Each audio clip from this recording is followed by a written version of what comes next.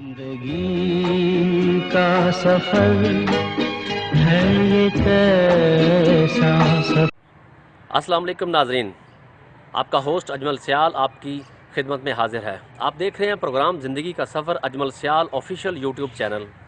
नाजरीन, बुरेवाला के नवाई गांव 419 ईबी में एक बदफेली का वाक़या पेश आया,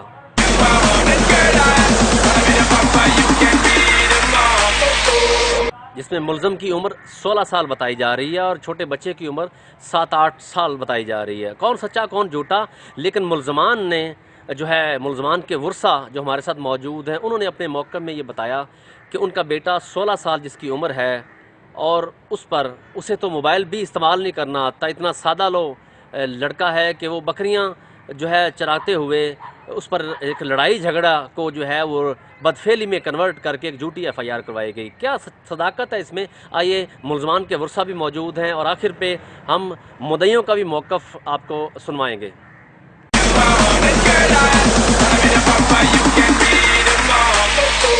मेरा भतीजा वा जी, पहला उन्हें बदतमीजी की, ज़ेब नाम का मुंडा वा, दूसरा परचा से कराया सी, हर चीज़ हो गई है।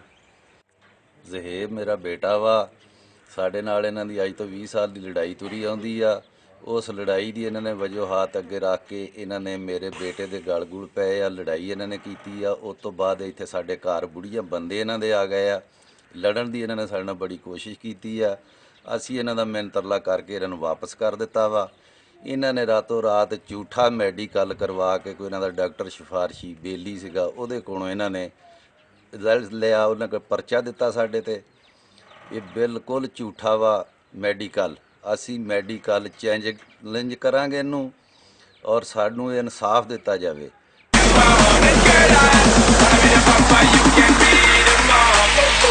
ਮੁਲਤਾਨ DIJ ਤੱਕ ਵੀ ਅਸੀਂ ਜਾਵਾਂਗੇ ਇਨਸ਼ਾਅੱਲਾ ਅੱਲਾ ਦੇ ਹੁਕਮ ਨਾਲ ਕਿ ਸਾਨੂੰ ਇਹ ਇਨਸਾਫ ਦਿੱਤਾ ਜਾਵੇ।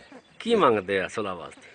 ਇਹ ਸੁਲ੍ਹਾ ਵਾਸਤੇ 20 ਲੱਖ ਰੁਪਈਆ ਮੰਗੀ ਜਾ ਰਿਹਾ ਕਿ 20 ਲੱਖ ਰੁਪਈਆ ਸਾਨੂੰ ਦੇ ਦੇਣ, ਅਸੀਂ ਸੁਲ੍ਹਾ ਕਰਾਂਗੇ। ਰਕਬਾ ਵੇਚ ਕੇ ਇਹਨਾਂ ਨੂੰ ਅਸੀਂ ਇੱਥੇ ਰਹਿਣ ਨਹੀਂ ਦੇਣਾ। ਇਹਨਾਂ ਨੂੰ ਅਸੀਂ ਕਹਿਣਾ ਚਾਹੁੰਦੇ ਹਾਂ, ਅਸੀਂ ਇੱਥੇ 2 ਘਰ ਬੈਠੇ, ਅਸੀਂ ਸ਼ਰੀਫ ਆਦਮੀ ਆ, ਇਹ ਸਾਨੂੰ ਤੰਗ ਕਰ ਰਹੇ। ਮੈਂ ਜੀ ਸੇਵ ਦਾ ਚਾਚੂ ਹਾਂ। ਇਹ ਸਾਡੇ ਗਲ ਇਹਨਾਂ ਨਜਾਇਜ਼ ਫੱਡਾ ਬਣਾਇਆ। ਕੋਈ ਗੱਲ ਨਹੀਂ, ਕੋਈ ਬਾਤ ਨਹੀਂ। ਅੱਗੇ ਅੱਜ ਤੋਂ ਕੋਈ 10-15 ਸਾਲ ਪਹਿਲਾਂ ਇਹਨਾਂ ਬੰਦਿਆਂ ਨੇ ਸਾਡੇ ਤੇ ਇੱਕ ਬੱਚੀ ਭੁਗਤਾਈ ਵੀ ਸਾਡੀ ਬੱਚੀ ਤੁਸੀਂ ਗਵਾਹ ਕੀਤੀ। ਅਸੀਂ ਤਰਲਾ ਮਿੰਟ ਕਰਕੇ ਇਹਨਾਂ ਤੋਂ ਫਿਰ ਜਾਨ ਛੁਡਾਈ, ਪੈਸੇ ਇਹਨਾਂ ਬਕਾਇਦਾ ਸਾਡੇ ਕੋਲ ਨਾਲ ਲਏ। ਹੁਣ ਹਾਜ਼ਰ